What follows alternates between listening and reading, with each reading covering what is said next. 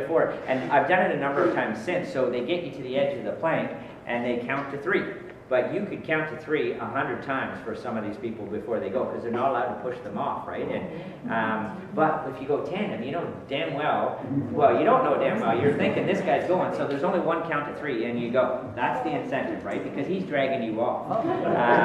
So we went on the first count, and now you can't go tandem anymore. They banned it.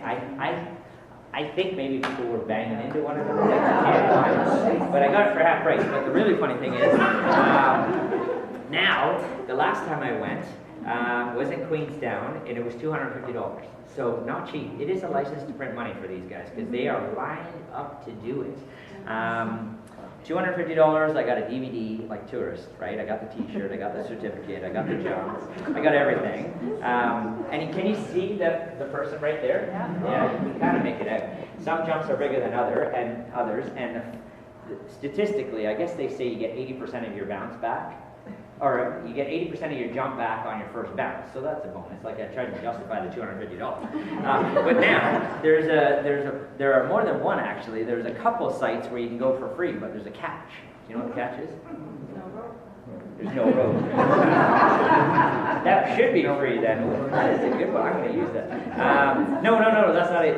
You have to go in the buff. And that is the truth. Like, honestly, I don't know where they tie the bungee. I didn't ask. I was willing to pay the $250. Anyway, so I talked about the hanging dinner. Here's just a couple of shots of the Maori kids. This is called a hangi. Their greeting, kia ora, is be well, be healthy. A hangi is not to be confused with a hangi. The hangi dinner, they cook the food underground. Change the A to an O. Hangi is translated into an exchange of breath. You know how our Inuit people touch noses, but we shake. They don't shake. They just touch nose, touch forehead. So that is known as a hangi. And there's the Maori. Remember I talked a little bit about the luau. There's the young lady doing her thing. Some guys up there trying to follow along. For the train buffs, I will just throw this out there. Rail in New Zealand is very trendy. Okay, there's one particular train ride, this is it here, called the Transalpine from Christchurch to Greymouth through the mountains, 4 hours, beautiful, again, very scenic. If anybody has any desire to do any trains, that's the place to do it. So I'm just going to touch really quickly on motor coach touring, because when we put a tour together, there will be a component of motor coach touring, right? That just goes without saying. Remember I said in Australia,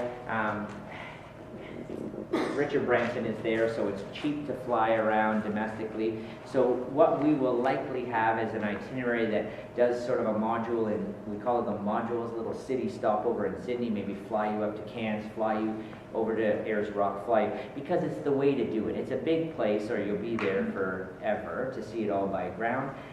But that doesn't work so well in New Zealand as well, because you fly over everything. It's a fraction of the size. So in particular, when it comes to motor coach tours, I think, anyway, the best bang for your buck to see New Zealand is by ground, right? So has anybody done a motor coach tour? Yes. So a few people, probably all in Europe for the most part. Yeah, Europe. Has anybody absolutely refused to do a coach tour? Like, hell, free, don't do a tour? No? Everybody's afraid. No way I'm putting up my hand. Nobody? Okay. Because typically I do get a few people saying, no way, because they did one in 1952, I think, in Europe. They've evolved. They have evolved a long way. So, you know, when your brochure said, view the Eiffel Tower, you know, that's what, and the B word, you know what I mean by the B word? Does anybody know what that is? BU? Instead of a motor coach, luxury motor coach, it's a lot of people refer to as a bus. I can't even say it, right? It's just, those have evolved. I'm going to show you a picture. So basically, when you buy a motor coach tour, you get 3 things. You know, the crew, they're our bread and butter. I can tell you till I'm blue in the face about how great the hotels are that we might have chosen, but it's about